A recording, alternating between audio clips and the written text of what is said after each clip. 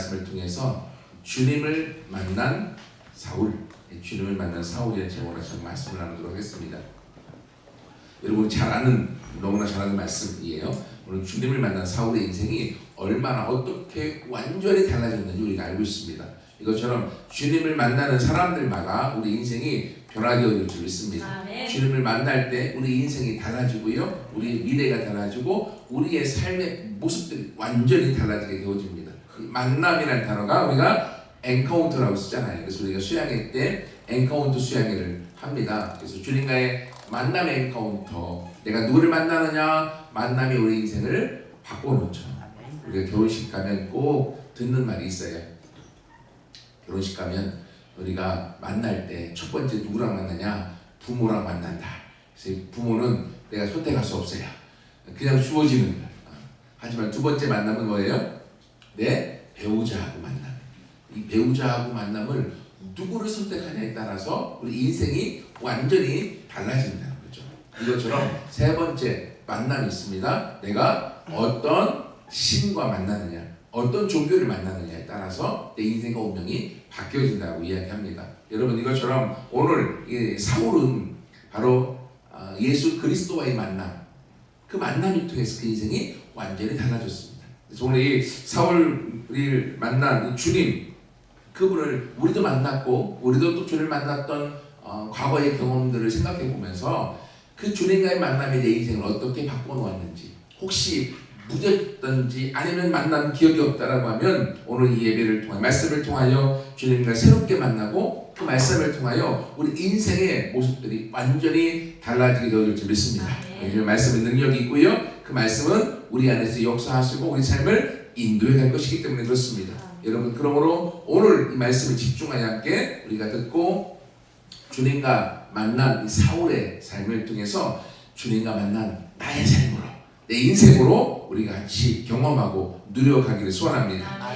여러분, 우리가 지금 사도행전 큐티를 하고 있잖아요. 저도 큐티하면서 묵상하면서 연구하면서 같이 하고 있는데 너무 은혜를 받고 있습니다. 저 개인적으로. 왜냐하면 사도행전은 교회의 역사이고 하나님의 성령께서 어떻게 교회를 시작하셔서 어떻게 교회가 확장되게 하셨는지, 하나님의 뜻을 어떻게 이루어 가셨는지에 대한 기록들이기 때문에 그렇습니다. 또 교회에 대한 우리가 어떻게, 교회에 대한 또 내가 어떻게 하나님과의 만남을 통해 내 인생이 어떻게 성장하고 내 인생이 어떻게 성숙되어져서 어떤 영향력 가운데 살아가게 될 것인가에 대한 롤 모델을 우리 가운데 보여주고 있기 때문에 그렇습니다. 여러분, 이것처럼 오늘 사울의 등장, 우리가 그 이전에 사울의 등장을 봤죠. 7장 마지막과 8장 초반에 사울은 스데반의 죽음에 관여합니다.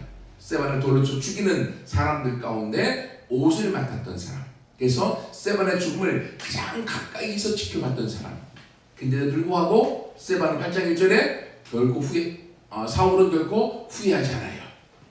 스데반이 죽는 게 당연해. 저 인간은 저렇게 죽어야 돼 라고 1절에 얘기하고 있습니다.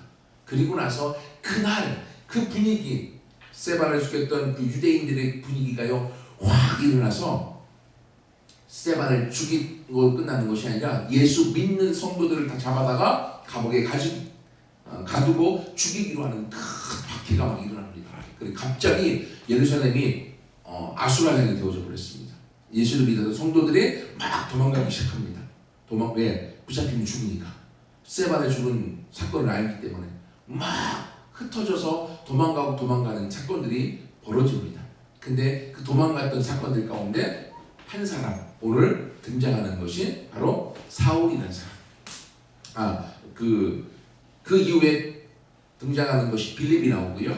그 빌립 이후에 하나님께서 오늘 이 사울이라는 사람이 그렇게 스데반을 죽이고 흩어진 사람들을 잡아다가 죽이는 것, 그리고 감옥에 가두는 것에 만족하지 않고 얘기를 들으니까 흩어진 사람들이 저 북쪽 다메섹이라고 하는 도시가 예루살렘에서 북쪽으로 약 210km 정도 떨어진 곳이에요.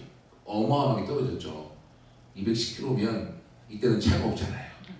오늘날은 차가 있으니까 가려면 한 3시간 정도 가면은 갈 수 있습니다. 근데 이때는 걸어가야 되는 상황들. 근데 북쪽에 210km 정도 떨어진 다메섹에 예수 믿는 이 터진 자들이 거기까지 가서 거기서 복음을 전하고 있다고 하는 소문을 듣습니다.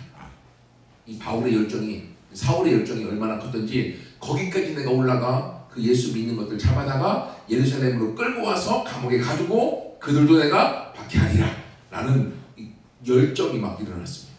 그래서 지금 1절에 뭐라고 말합니까? 사울의 주의 제자들에 대하여 여전히 위협과 살기가 등등하여 대제사장에게 가서 다메섹 여러 회당, 다메섹이 한 30개의 회당 정도가 있었다라고 이야기를 하고 있습니다.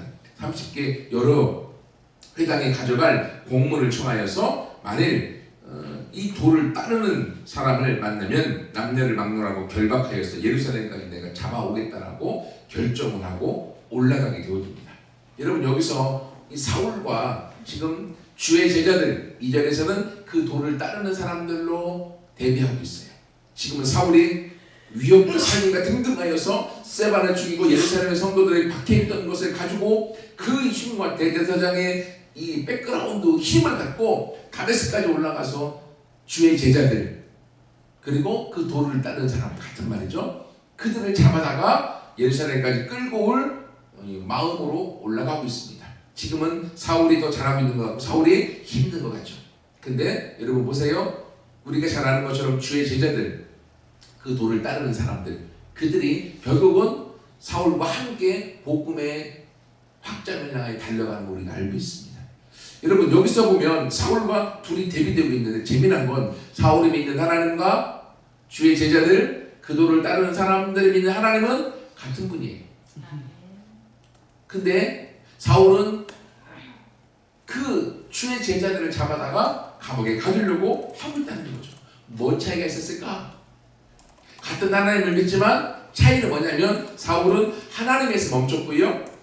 그 도를 따르는 사람들과 주의 제자들은 예수 그리스도가 바로 하나님이 예비하셨던 그 메시아임을 믿는 사람들, 그 예수님을 믿는 사람들을 향하여 핍박하게 되어졌던 것입니다.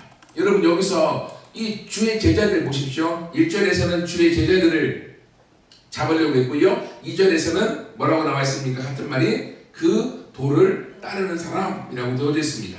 여러분 이 도라고 하는 말은 우리가 길도자예요. 그죠? 여러분 주의 제자들은 누구의 길을 따라가는 사람들입니까? 주님의 길을 따라가는 사람들인 거죠.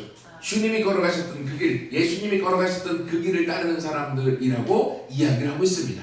그래서 요한복음 14장 6절에 보면 내가 곧 길이요 진리요 생명이니 나를 말미암지 않고는 아버지께로 올 자가 아무도 없다라고 예수님이 말씀하셨죠. 예수님이 우리 인생의 길이 되셨습니다.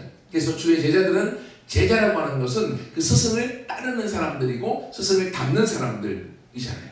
그렇기 때문에 예수님을 따라가는 그 제자들, 그 발걸음, 그 길을 따라가는 이 제자들, 그들이 바른 길 가운데 서 있음을 우리가 알 수 있습니다. 여러분 이것처럼 우리의 신앙은 혹시 하나님을 믿고 같은 믿음 안에 있지만 어떤 사람은 사울 같은 사람의 모습으로 멈춰 있을 수도 있고요. 어떤 사람들은 주의 제자들 그 도를 따른 예수님을 따라서 예수님을 닮고 예수님이 걸어가셨던 그 길을 걸어감으로 말미암아 하나님에게 인정되는 사람이 될 수 있다고 하는 것입니다. 여러분 우리의 신앙이 어디에 머물러 있는지 한번 오늘 말씀을 통해서 점검하기 원하고요. 혹시 사울과 같은 모습 가운데 멈춰있다고 할지라도 오늘 사울을 만나주신 주님께서 우리를 만나심으로 우리 인생이 하나님 앞에서 쓰임받고 인정받는 인생으로 변화되게 되어질 줄 믿습니다. 그래서 우리 모두는 날마다 그 도 대신 길 대신 예수님을 따라가는 인생 그것만큼 행복한 게 없고요. 그것만큼 우리 인생의 만족함이 없고요. 그것만큼 우리 삶에 기쁨을 가져다주는 삶이 없습니다. 그래서 사울은 그 도를 따라가는 이 그리스도인들을 잡기 위해서 다메섹까지 쭉 올라갑니다. 그게 3절부터 9절까지의 사건으로 되어져 있습니다. 근데 재미난 건 여러분 보세요. 오늘 이 사도행전 9장 사도행전은 누가 기록했죠? 예, 잘 아시죠? 사도행전은 누가 기록했어요? 누가가 기록했어요. 그러면 사도행전 지금 9장에서의 사울의 다메섹 사건, 사울의 간증은 누가 기록했을까요? 누가가 기록했어요. 근데 바울이 나중에 복음을 전하면서 자신의 이 다메섹 사건에 대한 간증을 사도행전에 2번 더 기록하고 있어요. 22장과 26장. 거기서의 고백은 누구의 고백일까요? 사울의 고백이에요. 자신의 간증의 고백이기 때문에. 그래서 여러분 그것을 비교해서 보는 것도 더 도움이 될 수 있다는 생각이 되어집니다. 조금 그 상태 같이 나누기 원하는데 3절 말씀 같이 한번 읽어보겠습니다. 3절 시작. 사울이 길을 가다가 다메섹에 가까이 이르더니 후련히 하늘로부터 빛이 그를 불러 비추는지라. 아멘. 사울이 다메섹 가까이 와서 이제 다메섹에 들어가려고 하는데 갑자기 후련히 강력한 빛이 자기에게 비추는 것을 경험하게 되어집니다. 이 빛은 결국은 무엇을 의미합니까? 하나님의 인재요 예수 그리스도를 의미합니다. 빛 대신 그리스도. 왜 그렇게 우리가 볼 수 있냐면 여러분 지금 사울이 비췄던 그 강렬한 빛이 언제 몇 시에 만났을까요? 9장에는 나와 있지 않지만 26장과 22장에 나와 있습니다. 제가 세상 26장 13절 말씀 읽어드릴게요. 왕이여 정오가 되어 길에서 보니 하늘로부터 해보다 더 밝은 빛이 나와 내 동행들을 둘러 비추는지라. 이게 바울의 간증의 고백이에요. 그러면 지금 다메섹에 지금 들어가는 초입에 몇 시에 해가 몇 시에 강렬한 빛이 자기를 비쳤다고요? 정오 12시에 낮 12시. 여러분 우리나라 12시에 이 태양도 뜨겁지만 여러분 여기는 사막 지역이고요. 중동 지역에 12시 이게 뜨거운 태양의 빛이 나가는 것은 태양을 보기도 싫은 만큼 엄청난 강렬한 빛인 거죠. 근데 지금 사울이 받던 빛은 바울이 받던 빛은 그 중동의 뜨거운 장렬한 빛보다 더 밝은 빛, 어마어마한 빛, 즉 태양의 빛이 아니라는 거죠. 사울이 받던 이 빛은 태양빛이 아니라는 것입니다. 그럼 과연 무엇이었을까? 여러분 보세요. 우리 태양은 천지창조에 며칠을 만들어졌습니까? 창세기 1장에 천지창조에 며칠날 만들어졌습니까? 넷째 날. 넷째 날에 해와 달과 별들을 통해서 광명으로 빛을 비추게 만드셨습니다. 그 노래 잘하는 것처럼 첫째 날 하나님이 뭘 만드셨습니까? 빛이 있으라 하시니 빛이 있었고 어둠이 더 이상 있지 아니하더라. 그럼 첫째 날의 빛은 넷째 날의 빛과는 다른 빛이라는 것이죠. 태양의 빛과는 다른 하나님의 빛이 우리 가운데 비춰지도록 만들었다는 것이죠. 오늘 사울이 만났던 빛은 태양의 빛이 아니라 더 밝은 첫째 날의 빛, 하나님을 상징하는 빛, 예수 그리스도로 상징되어지는 이 빛이 그렇게 비춰지는 것입니다. 그래서 여러분 보세요. 창세기 1장 2절에 보면 땅은 혼돈하고 공허하며 흑암이 가득했습니다. 근데요 빛이 비춰지는 순간 어둠은 떠나갔습니다. 빛을 통하여 어둠과 빛이 나뉘어지는 질서가 만들어졌고요. 그 빛 대신 하나님이 그 공간 안에 들어오게 되어졌던 것입니다. 여러분 우리 인생 가운데 어떤 사람들은 어둠 속에 살아가는 사람들이 있어요. 그래서 여러분 죄를 지을 때 밝은 대낮에 죄를 짓기보다는 언제 죄를 많이 지었습니까? 밤에 안 보일 때, 캄캄할 때. 그래서 밤에 사단이 일하고 죄를 지으려고 합니다. 근데요 그건 잡범들이 그렇게 하고요. 진짜 엄청난 막가파들은요 낮과 밤 안 가리고요 그냥 대낮에 그냥 사건들을 벌입니다. 왜 그렇습니까? 이미 그들의 마음 안에 어둠이 가득하기 때문에 그래요. 태양의 빛과 관계없이 어둠이 가득한 인생은 그 어둠이 그 인생을 삼켜버리기 때문에 그 어둠 속에서 이 세상 가운데 악을 행하는 길을 그들은 주저하지 않는 거죠. 여러분 이것처럼 우리 삶을 살아가다 보면 나도 모르게 내 마음속에 그런 어둠이 들어오고요 혼돈과 공허함이 우리 안에 들어올 때가 많이 있습니다.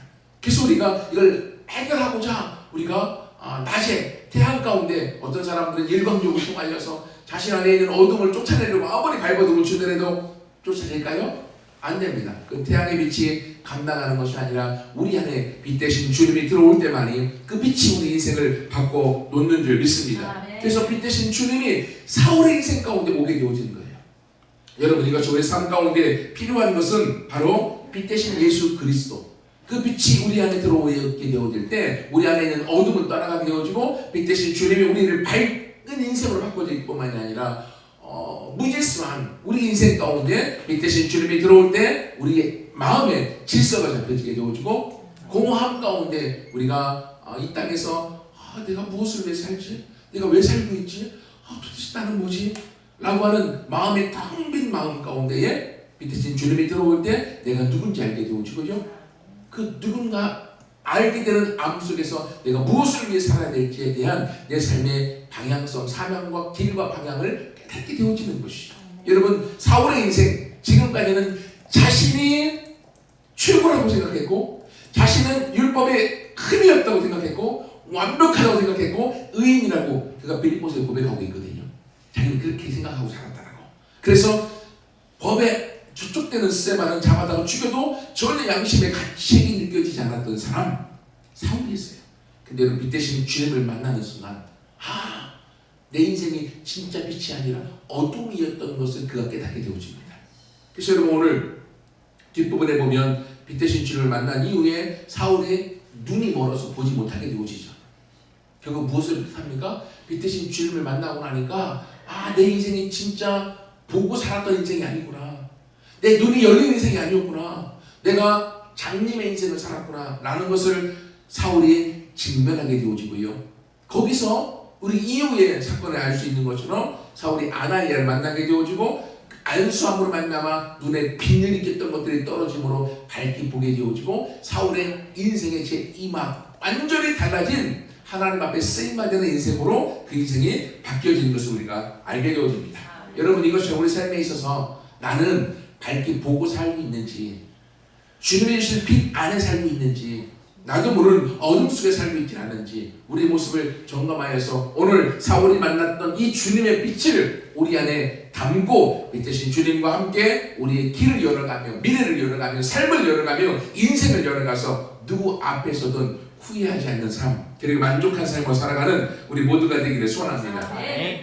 4절과 5절 말씀 함께 읽어보겠습니다. 9장 4절과 5절 시작. 땅에 엎드려져 들으되 소리가 있어 이르시되 사울아 사울아 네가 어찌하여 나를 박해하느냐 하시거늘 대답하되 주여 누구시니까 이르시되 나는 네가 박해하는 예수라. 아멘. 여러분, 참 재미난 이야기예요. 왜냐하면 사울은 예수님 살아생전 한 번도 예수님 본 적이 없는 사람이에요. 지금 사울이 박해하는 건 누구를 박해하고 있습니까? 예수 믿는 그리스도인들을 박해하고 있는 거죠. 근데 오늘 예수님께서 호련히 빛으로 등장하셔서 사울에게 사울아 사울아 왜 네가 나를 박해하느냐. 주님, 당신이 누구세요? 나는 네가 박해하는 예수다.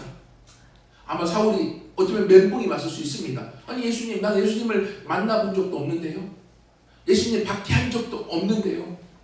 하지만 예수님은 어떻게 이해하고 있습니까? 예수를 믿는 성도를 박해하는 건 곧 나를 박해하는 것이다.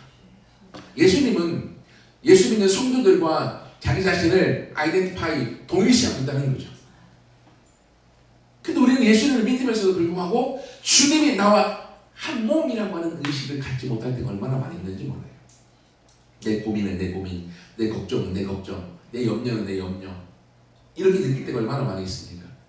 제가 다니엘 기도회 우리 듣고 있잖아요. 한 주간 들었는데 제가 많이 은혜를 받았지만 그 항암 치료 받았던 그 자매의 간증, 82번, 83번째 항암 치료 한 번 하기도 힘들다고 하는데 그 과정들을 통해서 그가 예수님을 만나고 그가 깨달은 것은 내 몸이 내게 아니라 예수님이 핏값으로 주고 사신 예수님 거구나 라는 것을 그가 온전히 믿게 되어지니까 자기 자신이 항암 가운데서 암 가운데서 자기 몸이 회복되는 것을 경험하였고, 하지만 다시 그가 재발되고 아픔 가운데 있었을 때에 너무 힘들 때는 하나님 다시 내 몸이 주님께 아니라 내 것이 되어줬어요.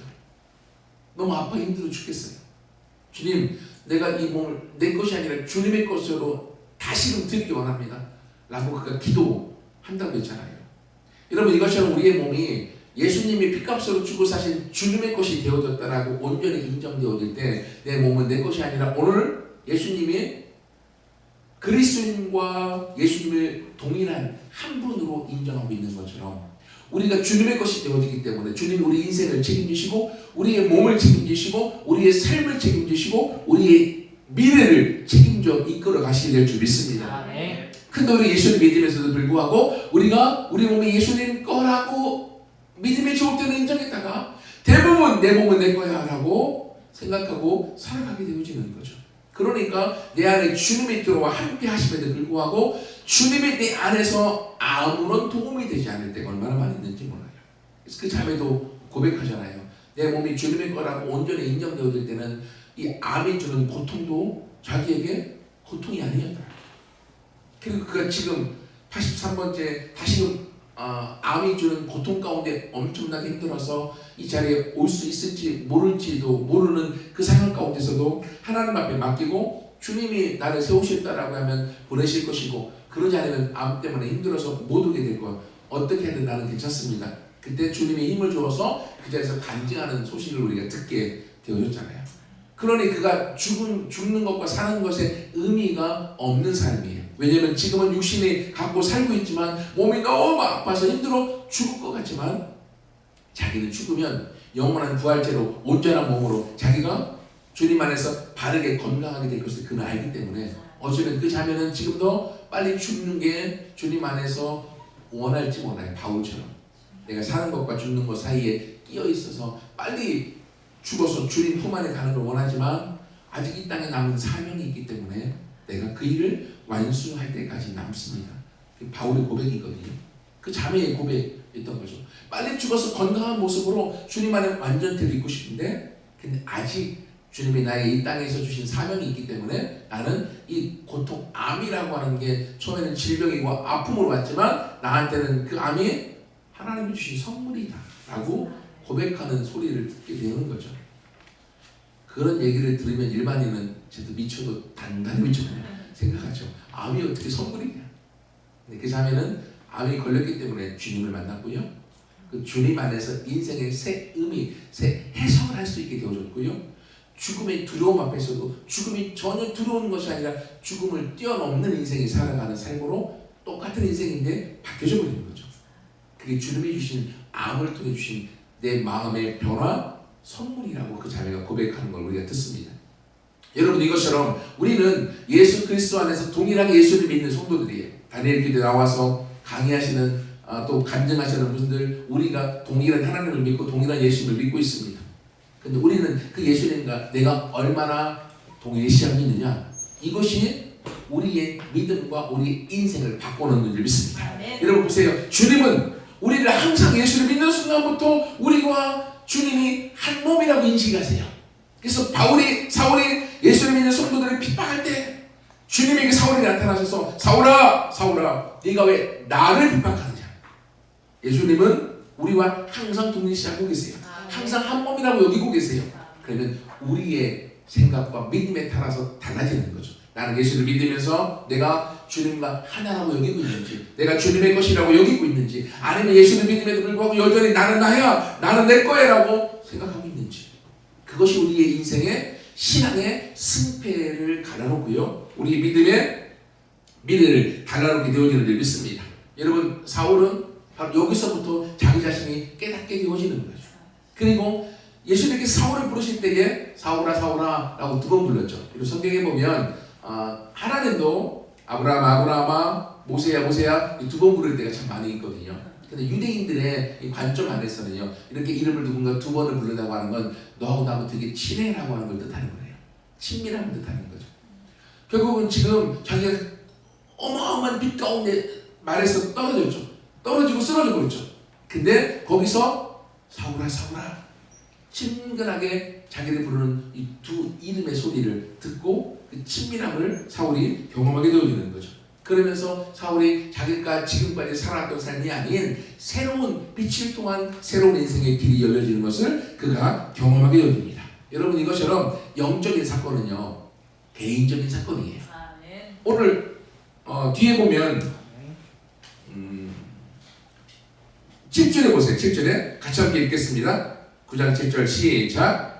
같이 가던 사람들은 소리만 듣고 아무도 보지 못하여 말을 못하고 서 있더라. 지금 사울이 경험하고 있는 이 어마어마한 사건을 함께 동행했던 사람들이 무슨 일인지 알고 있어요? 모르고 있어요?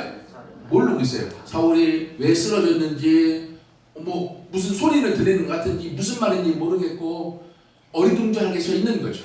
하지만 사울은 지금 그 어마어마한 빛이 함께 인생 가운데 자기에게 비추고 있는데 자기 개인만 스포트라이트를 비추고 있는 거예요. 이해가 되세요? 여기 지금 여러 명의 성도들이 예배를 드리고 있지만 하나님이 여러분 중에 사울과 같은 한 사람을 향하여 스포트라이트를 비추고 있는 거죠. 그걸 사울이 보고 있는 거예요. 보는 순간 자기 자신을 깨닫게 되어지는 것이고 그 안에서 사울아 부르는 그 친밀한 음성을 통해서 주님이 자기를 부르고 있는, 자기가 주님 안에서 새로운 경험을 통해 그 인생이 달라져 가고 있는 것을 맛보게 되어집니다. 여러분 이것처럼 영적인 사건은요 지극히 개인적인 사건이에요. 군중 안에 있어도요 나 혼자만의 경험의 사건입니다. 내가 만난 사건이고요 나를 부르신 주의 음성이고요 내 삶을 인도하는 하나님의 은혜의 사건이에요. 같이 예배를 드려도요 그 안에서 똑같은 말씀을 들어도 개인적으로 하나님을 만나는 사건은 다 달라요. 왜? 하나님은 우리 모두를 사랑하시지만 영적 사건은 개인적인 만남이기 때문에 여러분 이것처럼 주님과의 빛대신 주님과의 개인적인 만남이 우리 인생의 삶을 바꿔놓고 그 주님과의 친근함 가운데 우리 인생이 깨어나게 되어질 줄 믿습니다. 여러분 그렇게 되어질 때 우리 삶이 나도 모르게 구경꾼의 인생이 아니라 주변인의 인생이 아니라 주인공의 인생으로 우뚝 서 가게 되어질 줄 믿습니다. 여러분 주님이 부르시는 이 사울의 인생이 우리를 향하여 동일하게 부르고 계시고요 우리 삶에 동일하게 이 역사를 통해서 일해 가실 줄 믿습니다. 그럼 그 삶 가운데 함께 주님 나도 여기 있습니다. 나도 사울의 인생처럼 구경꾼 주변인이 아니라 주인공의 인생으로 주님 앞에 스포트라이트를 통하여 친밀함 가운데 들어가는 당사자가 내가 되기를 소원합니다 라고 고백하는 우리가 되기를 소원합니다. 여러분 8절 말씀 함께 읽어보겠습니다. 8절 시작. 사울이 땅에서 일어나 눈을 떴으나 아무것도 보지 못하고 사람의 손에 끌려 다메섹으로 들어가서. 여러분 지금 사울은 자신이 옳다고 생각하고 그리스도인들을 잡아다가 죽이고 또는 감옥에 가두고 박해를 하고 그리고 이 일들을 하고 지금 멀리 200km 넘게 떨어져 있는 다메섹까지 가서도 이 일을 완수하고자 하는 열정맨이었음에도 불구하고 지금 성경에서 그 주님은 우리에게 뭘 말해주고 있는가 하면 사울의 그 모든 열심과 열정과 그 헌신과 그 수고의 모든 것이 결국은 보고 한 일이에요? 못 보고 한 일이에요? 못 보고 한 일이라는 거예요. 바르게 모르고 한 일이라는 거죠. 여러분 우리가 어릴 때부터 많이 들었던 일이 있습니다. 한국 사람들 빨리빨리 좀 빨리빨리. 그죠? 사실은 외국에서도 빨리빨리 때문에 한국 사람들이 이렇게 경제적으로 빨리 발전할 수도 있었을 수 있어요. 장점도 있겠죠. 근데 여러분 빨리빨리 외국인들이 와서 첫 번째 듣는 말이 욕 아니면 빨리빨리잖아요. 빨리빨리가 너무너무 좋지만 빨리빨리보다는 바르게 하는 게 더 좋은 거죠. 근데 우리가 신앙생활에서도 빨리빨리 열정 가운데 뭔가를 하지만 그것이 잘못된 길로 갈 때가 참 많이 있어요. 그래서 우리가 바른 길 가운데 가는 게 중요하고요. 그리고 또 우리가 속도보다 빨리빨리 가서 빨리 가는 것보다 방향이 더 중요한 거죠. 아무리 빨리 가도요. 그게 낭떠러지라고 하면 빨리 가면 갈수록 큰일 나잖아요.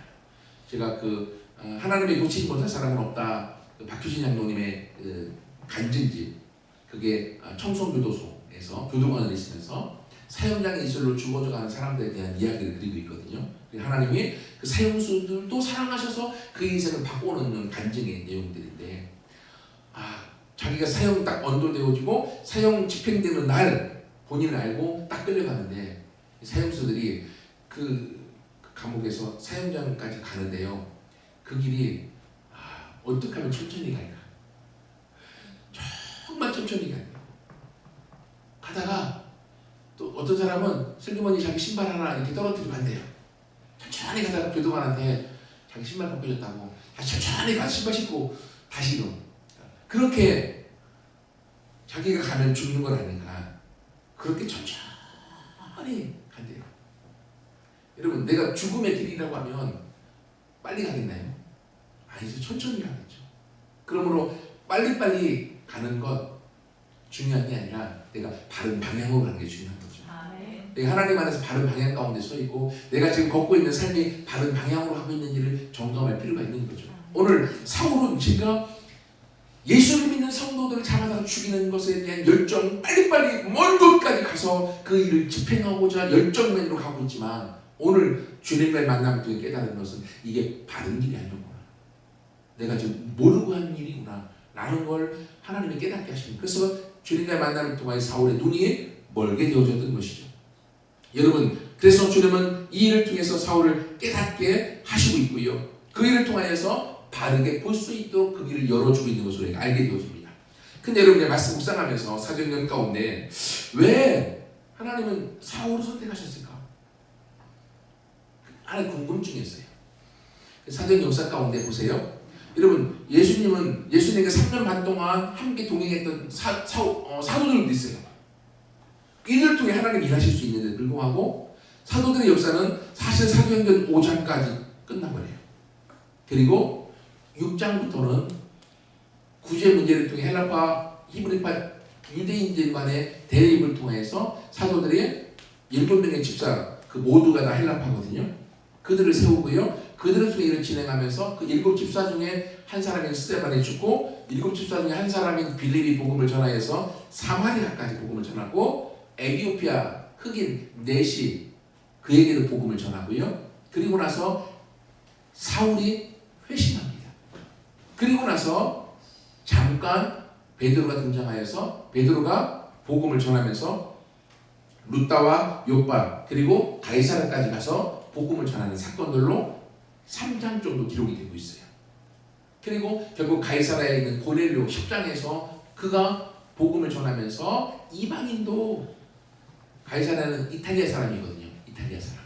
그러니까 완전히 다른 사람이죠. 그에게도 성령이 임하는 것을 경험하고요. 그리고 나서 예루살렘에서 사도들이 반발했죠. 이들이 아니 어떻게 이방인만께 상종할 수가 있냐 막 화를 냈어요. 그랬더니만 베드로가 얘기하죠. 우리가 사도행전 2장에 받았던 그 성령이 동일하게 임하더라. 아무도 말 못하게 되어지는 사건으로 되어지죠. 하지만 결국은 베드로는 복음을 전하여 갔지만 예루살렘과 유대 지역까지 가서 복음을 전하였지만 다시 예루살렘에 와서 멈춰버려요. 근데 여러분, 사도행전 역사의 가장 중요한 키포인트가 1장 8절이죠. 오직 성령이 너에게 임하시면 권능을 받고 예루살렘과 유대와 사마리아와 땅끝까지 가서 내 증인이 되라. 근데 이 사도들, 유대인들은 유대 중심주의, 예루살렘 중심주의, 자기들만 선택받았다라고 하는 잘못된 신앙에 대한 관념 때문에 그들은 이방인을 상종하기를 원하지 않았던 거예요.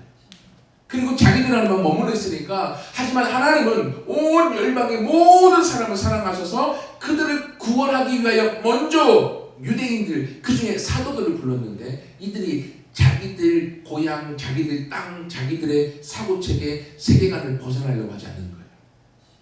그러니까 하나님은 자신의 목적, 자신의 복음을 전하고자 하는 이 하나님의 사랑의 마음을 갖고 움직일 사람을 선택하시는 거죠. 그들이 스데반이었고요, 빌립이었고요, 사울이었고요. 여러분, 이것처럼 하나님께서는 우리 주시는 복음을 통해 우리를 불러 모으세요. 하지만 하나님이 부르신 이유는, 오라고 하신 이유는 보내기 위함이에요. 근데 보내는 그 길 가운데 가지 않을 때 아무리 예수님과 3년만 동안 함께 듣던 사도들이 할지라도 그들은 사도행전의 역사 가운데 사도들의 행적을 기록해 놓은 행적 가운데 5장에서 끝나버려요. 베드로만 잠깐 등장하지만 나머지 행적은 사도들의 행적이 아니라 흩어진 사람들, 그들 중에서 땅끝까지 가서 복음을 전하기로 마음을 먹어 하나님의 뜻, 하나님의 방향, 하나님의 목적, 하나님의 마음을 갖고 움직인 사람들의 발걸음, 그들을 사도라고 성경은 기록해놓고 있다는 거죠.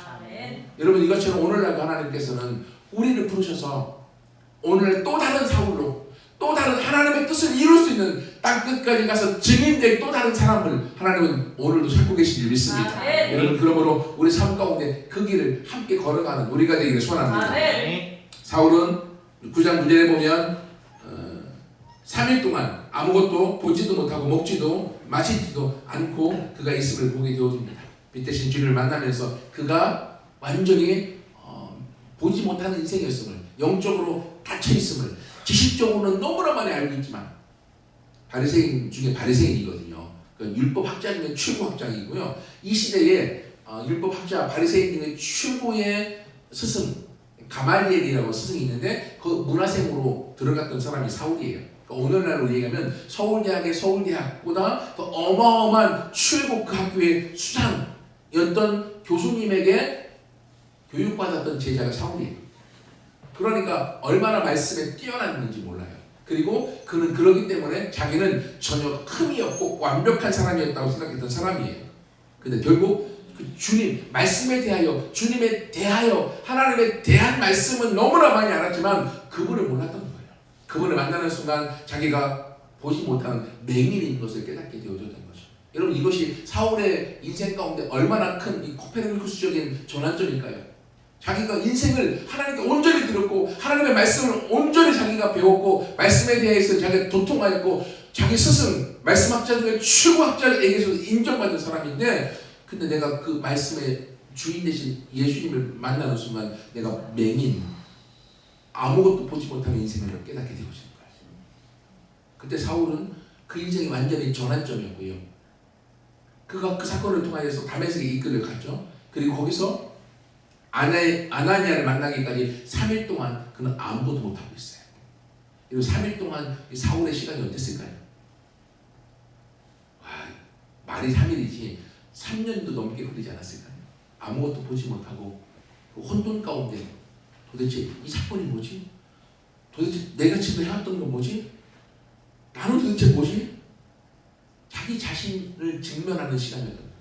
3일 동안. 우리는 3일의 시간이 없기를 원합니다.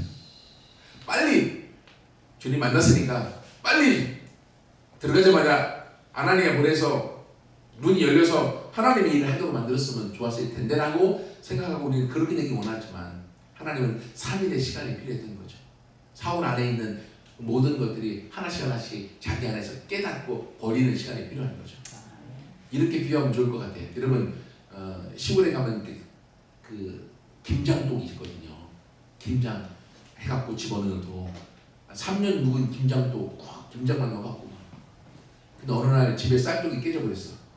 그래서 김장독을 빨리 씻어갖고 쌀독으로 써야지 해갖고 다 김장 꺼내고 깨끗이 퐁퐁으로 닦고 난 다음에 바로 쌀 집어넣고 쌀독으로 쓰나요? 아니요. 왜 안 써요? 냄새나. 이미 독 안에 김장 이 냄새가 배어서 쌀 넣어버리면요 쌀인지 김장인지 구분이 안 돼요. 쌀이 김장 냄새를 다 먹으니까. 그래서 독 안에서 김장의 냄새가 빠져나갈 동안의 시간이 필요한 거죠. 우리가 세상 안에 살다가 하나님 안에 와서 하나님 안에서 예수님을 만났음에도 불구하고요 하나님 우리 가운데 바로 주님을 향하여 쓰시지 않으세요. 왜? 우리 안에 있는 세상의 죄성, 죄의 냄새들이 빠져나가기를 원하시는 거죠. 사울에게도 그 시간이 필요했던 거죠.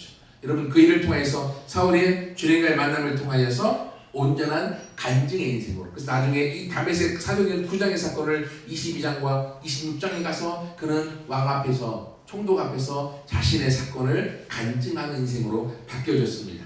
여러분, 이것처럼 우리 삶도 이렇게 간증자 인생으로 새롭게 살아가기 소원합니다. 하나님 우리의 삶을 바꿔나가실 거예요. 그래서 오늘 지금 결론적으로 사울의, 보세요, 예루살렘에서 다메섹을 갈 때의 그 마음과 지금 빛 대신 주님을 만나고 나서 다메섹에 들어가고 있는 이 마음은 같을까요? 다를까요? 가는 목적지는 달라요? 돌아요? 같아요. 다메섹으로 가고 있어요. 하지만 예루살렘에 떠나서 다메섹에 갈 때는요 위협과 살기가 등등하여 예수 믿는 것들을 잡아 죽이고 감옥에 가두겠다는 열망을 갖고 들어갔습니다. 하지만 다메섹 초입에서 빛 대신 주님을 만나고 자기가 아무것도 모르는 봉사인 것을 깨닫고 혼자 걸어가지 못해서 사람들에 이끌려 다메섹으로 들어가고 있는 사울. 근데 여러분, 오늘 성경에서는 뭐라고 말하고 있습니까? 주님께서 9장 6절 말씀 읽어보겠습니다. 9장 6절 시작. 너는 일어나 시내로 들어가라. 네가 행할 것을 내게 이를 자가 있느니라. 여러분, 다메섹, 시내는 다메섹입니다. 다메섹으로 들어가는 사울, 가면은 뭐가 기다리고 있다고요? 네가 행할 것을 내게 이를 자가 있느니라. 내 인생이 어떻게 살아가야 될지에 대한, 내 인생에 대한 목적, 방향, 길을 제시할 사람이 있을 것이다. 아나니아를 통하여서 사명을 받고요 사울의 이방인을 향한 하나님의 그릇, 하나님의 부르심인 것을 그가 깨닫게 되어져서 그 인생이 사도행전 끝까지 복음을 통하여 이방인에게 복음을 전하는 인생으로 살아갔음을 우리에게 보여주고 있습니다. 여러분, 우리 삶에 있어서 어쩌면 오늘 교회로 오는 발걸음 똑같을 수 있어요. 예배를 드리고요. 하지만 가는 인생, 오늘 말씀을 통하여 여러분의 사울이 된다는 거면, 여러분의 빛 대신 주님과의 만남을 통해 우리 마음에 주님과의 경험이 있다고 하면 우리의 발걸음은 달라질 것입니다. 같은 장소, 같은 곳에 간다 할지라도 우리 마음이 달라지게 될 것이고요. 우리 마음의 사명이 달라지게 될 것이고요. 우리 인생의 꿈이 달라지게 될 것이고요. 우리의 미래가 달라지게 될 줄 믿습니다. 주님은 그렇게 우리 인생을 들어서 사울처럼 주님을 만난 그 사람을 사용하기 원하시고 세상에 스포트라이트 통하여 우리가 하나님의 사람인 것을 드러내어 간증자로 세우시게 될 것이고, 이를 통하여 가는 곳마다 증인의 삶을 통하여 주님을 드러내는 장본인 우리가 되어질 줄 믿습니다. 그러므로 2020년 우리 코로나를 통해서 엄청난 어려움 가운데 왔는데, 어떤 어려움이 있다 할지라도 그 어려움은 빛 대신 주님을 만날 때 우리 인생 가운데 빛이 비춰지게 될 것이고요. 미래가 보여지게 될 것이고, 그 삶을 통해 길은 열려지게 될 것이고, 승리하여서 간증자로 살아가게 되어질 줄 믿습니다. 그 믿음과 수원을 함께 나아가서 같이 함께 쓰임받는 우리 모두가 되기를 소원합니다.